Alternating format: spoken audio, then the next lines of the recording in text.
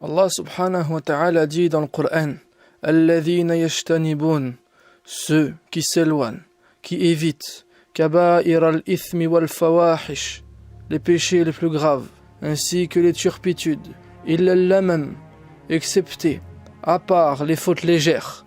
Inna rabbaka wasi'ul maghfirah. Certes, le pardon de ton Seigneur est immense. Mes frères, mes sœurs, incontestablement, le plus grand malheur dans cette vie, dans ce monde, c'est de rester bloqué dans les péchés, d'être pris au piège de l'immoralité, de vivre sans être en conformité avec ses valeurs, sans être aligné avec la révélation divine.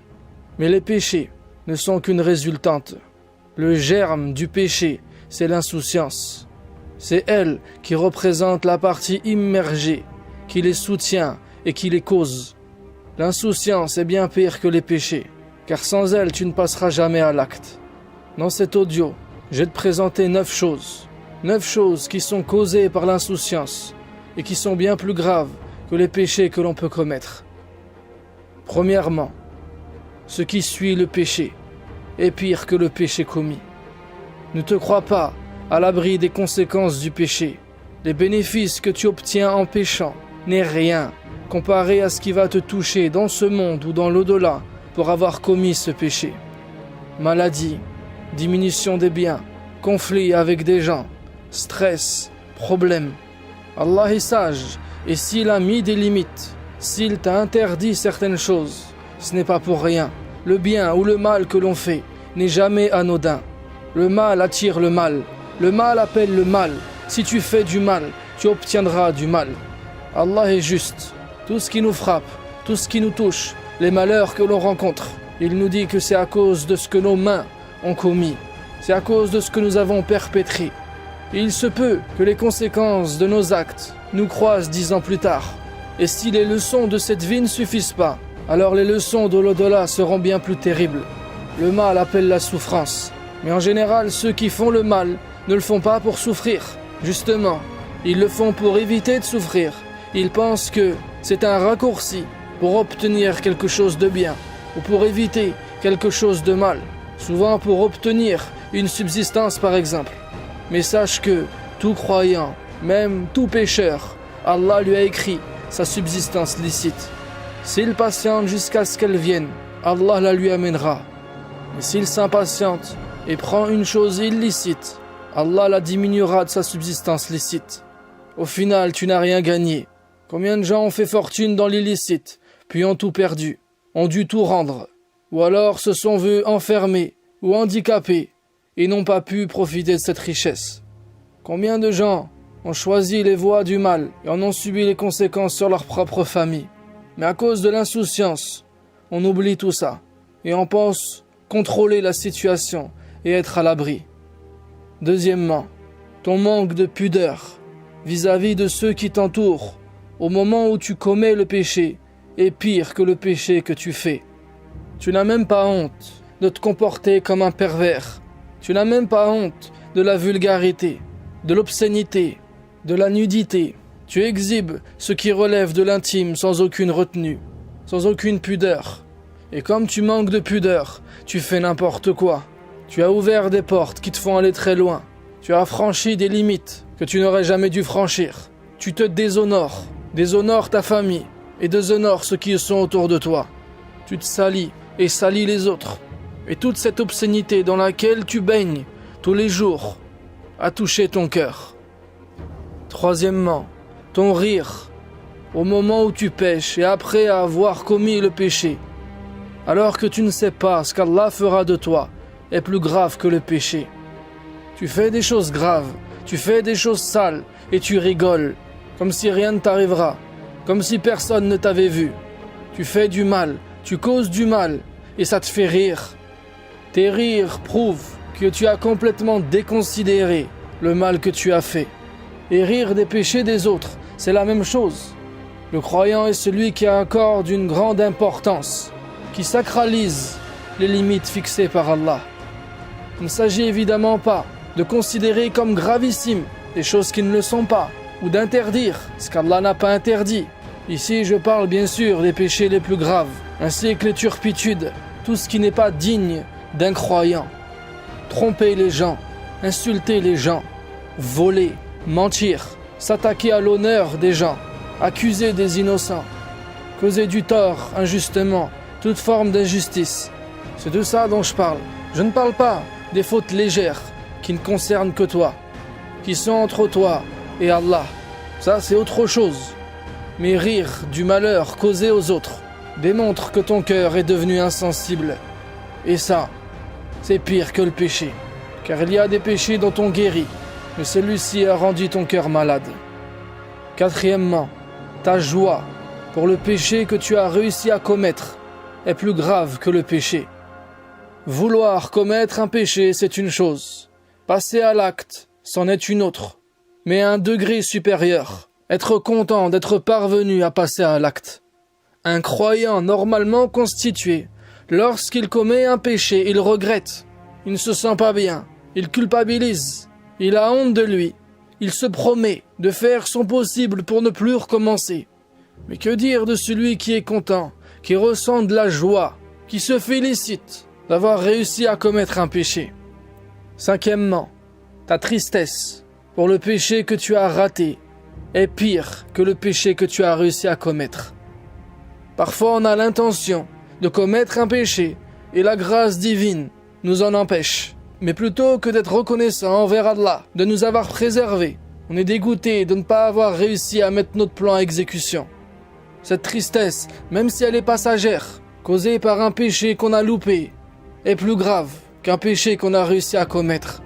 Parce que souvent, les gens commettent des péchés, et c'est parce qu'ils ont péché qu'ils vont se repentir, qu'ils vont se corriger, qu'ils vont changer, qu'ils vont passer à autre chose, qu'ils vont passer à une étape supérieure, qui vont évoluer dans leur vie. Mais toi, t'as pas réussi à le faire, et t'es dégoûté, et tu vas continuer à vivre avec ce fantasme. Au fond de toi, tu vibres pour que, Inch'Allah, je réussisse un jour à commettre ce péché, comme si péché était un projet, comme si c'était sérieux, comme si c'était ça la vie. Tout ça parce que ça te tient à cœur. Ton cœur vibre pour ça, est tellement déterminé à réussir à pécher, encore et encore. Et cette tristesse montre que tu as toujours l'intention de pécher, que tu es toujours bloqué dans ce cercle vicieux. Voilà comment ne pas passer à l'acte peut être pire que de commettre un péché.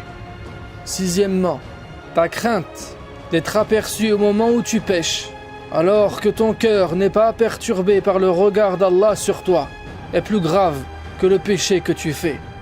Le fait de donner autant d'importance au regard des gens, au jugement des gens, au qu'en dira-t-on, à ce que vont penser les gens de toi, le fait que tu donnes une si grande importance à ce que personne ne te voit au moment où tu pêches, alors qu'à aucun moment tu t'es souvenu que « Ouais mais, eux ils me voient pas, mais celui que j'adore me voit, celui que je prétends aimer par-dessus tout me voit, celui qui s'est engagé à me rétribuer me voit. » Et si tu paniques à l'idée que le vent lève le rideau qui empêche aux autres de te voir, c'est qu'un hijab, un voile sombre, couvre ton cœur. Il y a des trucs que tu feras jamais devant tes parents. Tu iras pas voir ton père ou ta mère en lui disant « Smahli, je vais faire un truc qui se fait pas du tout, j'en ai pour 2 minutes. » Non, le regard de tes parents, le regard de tes proches, le regard des gens en général, exerce une pression sur toi et t'empêche de passer à l'acte. Elle est où cette pression? Elle est où cette conscience au sujet du regard d'Allah? Tu as peur des gens, tu n'as pas peur de lui? Allah nous dit « La takhafuhum wa khafuni » N'ayez pas peur d'eux, mais ayez peur de moi. Et la peur d'Allah est là pour nous protéger, d'agir de manière inconsidérée. La peur d'Allah est une préservation. Elle nous permet de rester vigilants et de ne pas agir contre nous-mêmes. Septièmement, se vanter des péchés que tu as réussi à commettre est pire que les péchés que tu as réussi à éviter. Bien sûr que c'est pire, parce que quand tu te vantes, tu engraines. Et quand tu engraines, tu banalises. Et lorsque tu banalises, ton péché se propage. Tout le monde peut fauter, tout le monde déconne, moi le premier. Mais la meilleure façon d'assumer ses péchés et de se les faire pardonner, c'est d'avertir les autres. C'est d'empêcher, d'aider les autres à ne pas les reproduire. Ce n'est pas parce que tu as péché que tu n'es plus un exemple. Au contraire, Toi qui as péché, tu es le mieux placé pour dissuader les autres de faire comme toi. Parce que tu sais ce que ça coûte. Parce que tu as payé la facture et tu as tiré les leçons. Et si tu as tiré les leçons, c'est que tu es intelligent, c'est que tu as gagné en maturité, en sagesse. Et dans ce cas, c'est une preuve que ton péché a été pardonné. Mais si tu t'en vantes encore, c'est que t'es qu'un gamin, t'as rien compris, t'es pas intelligent. Un péché vaut un péché, mais se vanter d'un péché commis vaut le nombre de péchés commis par ceux qui t'auront suivi. Et éviter un péché vaut une bonne action, mais dissuader les autres de péché vaut le nombre de bonnes actions de ceux qui t'auront suivi. Huitièmement, ne pas se repentir du mal que tu as fait est pire que tout le reste. Allah nous dit « Inna Allah yuhibbu tawwabin » Allah aime ceux qui se repentent. Autrement dit, Allah aime ceux qui font des péchés. Ce n'est pas qu'il aime les péchés. Il n'aime pas l'acte en lui-même, mais il aime les bons cœurs. Les gens intelligents, les gens humbles, ceux qui font leur possible pour se corriger et s'améliorer et qui reviennent vers lui. Comme je t'ai dit, on fait tous des erreurs. On commet tous des péchés. Certains font des grands, d'autres des petits.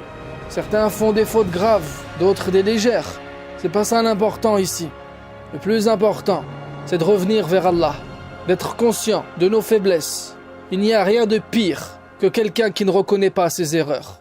C'est comme celui qui te plante avec un couteau et qui tous les jours de ta vie va remuer ce couteau dans ta plaie.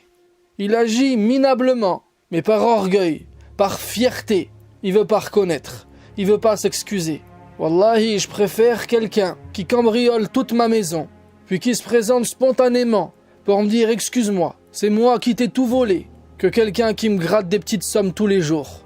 On a plus tendance à pardonner celui qui commet une grande erreur une fois que celui qui commet une petite faute 1000 fois.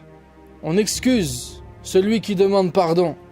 Celui qui ne demande pas, c'est qu'il n'a rien à se reprocher. Et ça, c'est encore pire que le mal qu'il a fait. Neuvièmement, penser que tu as commis trop de péchés pour être pardonné est plus grand et plus grave que n'importe quel péché que tu peux commettre. Car c'est une insulte à sa miséricorde infinie.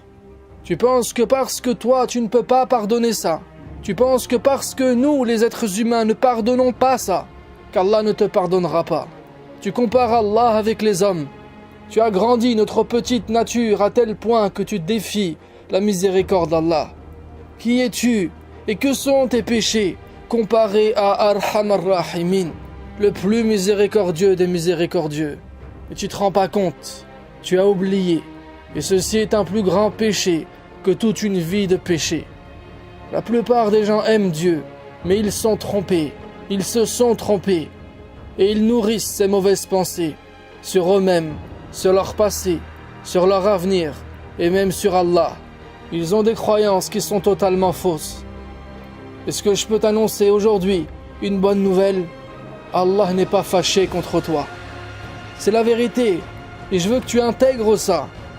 Allah n'est pas en colère contre toi. Je te dis ça parce que j'ai rencontré tellement de gens qui nourrissent ce conflit interne. Tellement de gens qui ont ce sentiment que Dieu est un tout petit peu fâché et que s'il faisait quelques petites actions, peut-être qu'il pourrait apaiser sa colère. Laisse-moi te dire un truc. Allah ne regarde pas seulement ce que nous faisons, mais il voit qui nous sommes. On n'aime pas toujours ce que nos enfants font, pourtant on n'arrête jamais de les aimer. C'est la même chose et même bien plus, car Allah est au-delà des exemples que l'on peut donner vis-à-vis de Dieu. Malgré qu'il y a des choses chez chacun d'entre nous qui doivent changer, qui doivent s'améliorer, des réglages qui doivent être faits, des choses qui ne vont pas dans nos attitudes, dans nos pratiques, dans nos réactions. Malgré tout ça, Allah nous regarde avec l'œil de la rahma, de la miséricorde et de l'amour. Il nous dit « Ma miséricorde enveloppe toute chose ». Sa miséricorde t'enveloppe, t'englobe, t'entoure, même au moment où tu commets ton péché. Même lorsque tu manques de pudeur, même lorsque tu rigoles après avoir péché, même lorsque tu es content d'avoir réussi à pécher, même lorsque tu es triste d'avoir raté le péché, même lorsque tu as plus peur du regard des autres que du sien, même lorsque tu te vantes de tes péchés, même lorsque tu as commis tout ce qu'on vient de citer dans cet audio, que tu as fait le contraire de tout ce que tu devrais faire. Sa miséricorde t'entoure à ce moment-là. Allah nous dit dans le Coran, Ya ibadi, ô mes serviteurs. Il ne nous interpelle pas avec un terme péjoratif comme ô vous les pécheurs, ô vous les pervers, ô vous les égarés ou les perdus.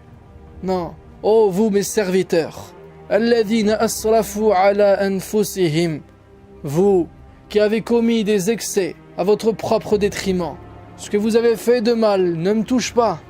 Ce n'est pas que Dieu est insensible, c'est juste que Dieu est inattaquable, que personne ne peut le nuire, que personne ne peut lui causer de mal. Tout ce que l'on fait de mal est juste contre nous-mêmes. Ici, c'est comme s'il est en train de nous supplier. Il fait un pas vers nous. Ô vous qui avez commis tout un tas de péchés. Allah nous interpelle ainsi. Tout ça pour nous dire, il y a une seule limite que vous ne devez pas franchir. Quelle est-elle? La taqnatu min rahmatillah. Ne désespérez pas de la miséricorde d'Allah. Car désespérer de sa miséricorde, c'est comme tomber d'un gratte-ciel. Aucune chance de se relever. Jusqu'à ce que la personne se dit, foutu pour foutu, j'irai jusqu'au bout. Et c'est là qu'il devient inarrêtable. C'est justement pour nous stopper dans cet élan, pour nous arrêter dans ce cercle vicieux, que juste après, Allah nous rappelle une chose essentielle. Inna Allah yaghfiru dhunuba jami'a. Allah pardonne tous les péchés, sans exception. Il n'y a pas une seule chose qu'Allah ne pardonne pas. Certains vont objecter en disant si, le shirk. Non, même le shirk, Allah le pardonne. Combien de compagnons du prophète alayhi salatu wassalam étaient des mushrikines avant l'islam? Ils étaient des associateurs. Ils ont adoré autre qu'Allah, voué un culte à autre qu'Allah. Mais ils sont revenus à lui. Je ne parle pas de celui qui meurt polythéiste. Pour celui-ci, c'est vrai qu'Allah nous dit qu'il ne lui pardonnera pas. Mais sinon, dans cette vie, quoi que tu aies fait, même les choses les plus graves, Allah pardonne. Innahu huwal ghafurur rahim. Il est le pardonneur, le tout miséricordieux, la source d'amour inépuisable. Il pourrait nous détruire pour nos péchés, mais il aime nous voir revenir. Quand tu ressens de la culpabilité, lorsque tu regrettes, lorsque tu as ce sentiment d'être coupable, lorsque tu te sens pas bien après avoir péché, lorsque tu te sens tellement loin, lorsque tu te sens vide, tout ça c'est un cadeau d'Allah, car tout ça te rappelle à lui. Tout ça fait un déclic dans ta tête, jusqu'à ce que tu te dises que si j'obtiens du mal dans ma vie, que si je ressens du mal au fond de moi, c'est parce que j'ai pris un mauvais chemin. Et là tu te lances dans l'introspection, dans la remise en question, et petit à petit, tu sors des ténèbres à la lumière. Tu chasses les ténèbres de ta vie pour revenir à Allah, pour te reconnecter à lui. Et wallahi, aucun plaisir de ce monde ne nous rendra plus heureux, plus satisfaits que notre connexion à Allah. Et justement, celui qui désespère de sa miséricorde ne connaîtra jamais cette lumière. Celui qui méprise cette lumière vivra dans les ténèbres de ce monde, aura une vie sombre, une mort sombre, et souffrira dans les méandres de l'enfer. Voilà les 9 choses qui sont plus graves que les péchés dont je voulais te faire profiter aujourd'hui. Il ne s'agit pas ici évidemment de taper sur la tête. C'est pas mon style, c'est pas ce qui m'intéresse. Encore une fois, c'est un rappel pour moi le premier. J'emploie le tutoiement parce que je parle à moi-même. Il s'agissait surtout de stimuler, de réveiller ton cœur, d'éveiller ta conscience. Parce que les péchés sont hypnotiques. Ils te maintiennent dans l'illusion. Ils t'enlisent dans l'insouciance. Et ça, c'est la pire des situations dans cette vie. Si tu ne t'en extrais pas aujourd'hui, je ne sais pas ce qu'on fera de toi demain. Sur ce, je te dis à la prochaine vidéo, Inch'Allah. Merci d'avoir écouté. Si ça t'a plu, je t'invite à aimer la vidéo et à la partager autour de toi. Ça ne te prendra que quelques secondes, mais c'est le meilleur moyen de soutenir mon contenu. Et si tu veux aller plus loin, tu peux t'abonner à mes mails privés, un contenu écrit, court, régulier et original que tu recevras directement dans ta boîte de réception. C'est totalement gratuit et tu peux te désinscrire à tout moment. Je n'utilise aucun réseau social à part Telegram. J'y partage des mini-audios enregistrés sur le vif, des actus et des idées que je découvre ou encore des contenus que je consulte en ce moment. Tous les liens sont dans la description sous la vidéo. On reste ensemble, Inch'Allah.